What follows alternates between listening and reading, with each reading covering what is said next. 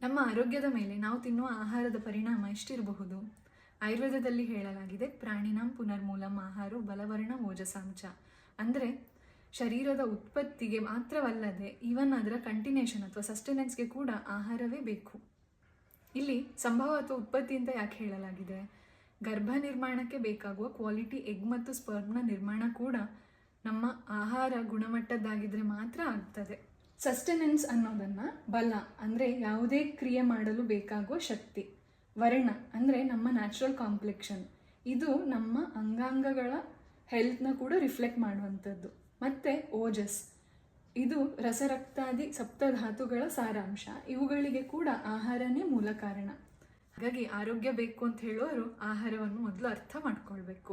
ಅಮೇಯ ಆಯುರ್ವೇದ ಕನ್ನಡ ಚಾನಲ್ನಲ್ಲಿ ಮೊದಲ ಸೀರೀಸು ಆಯುರ್ವೇದಿಯ ಪಥ್ಯಾಹಾರ. ಇದು ಒಂದು ಪರಿಚಯ, ಯಾಕೆ ಇಷ್ಟು ಇಂಪಾರ್ಟೆನ್ಸ್ ಕೊಟ್ಟಿದ್ದಾರೆ ಅಂತ ಹೇಳಲಿಕ್ಕೆ.